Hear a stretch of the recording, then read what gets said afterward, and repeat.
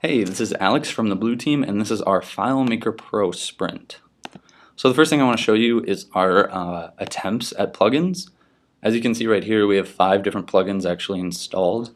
So we've gotten to the point where they're installed, but actually figuring out where I can utilize them has been a little difficult. So just showing off that we've started taking the beginning steps on getting the third-party plugins.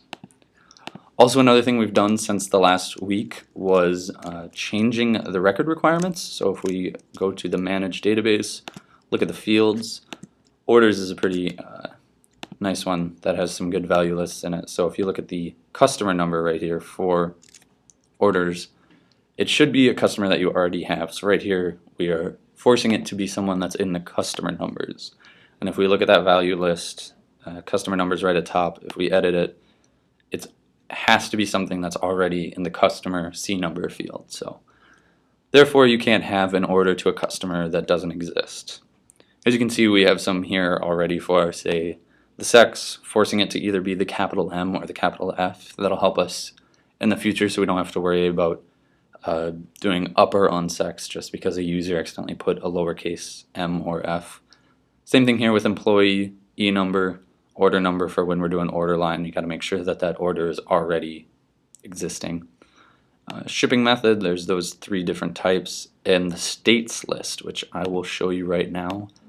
It's a little special. So we have sex, we have a drop down. These are your only 2 options that you can choose, is M or F. And then for state, these are all the choices, and it shows both the abbreviation and the actual full state name. But when you actually create a new user, it'll just use the abbreviation. So if you're unsure, there's a bunch of M's here. You know, you got Massachusetts, Maryland, Maine. You don't remember what yours is.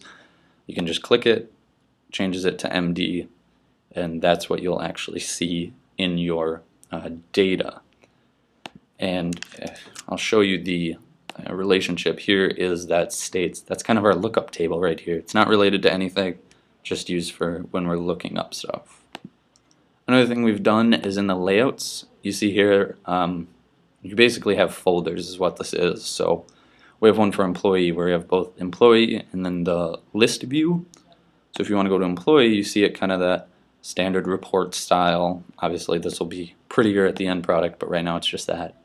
And then list is a little bit closer to that table view. So we have each of our fields here and it's down. So when we want to do finds and stuff, we can actually see multiple records at once.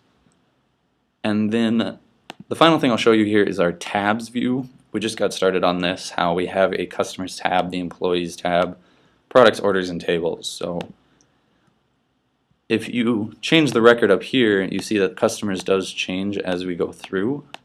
But if we go to employees, that does not happen. So that's something that we got to work on. That's one of our future tasks.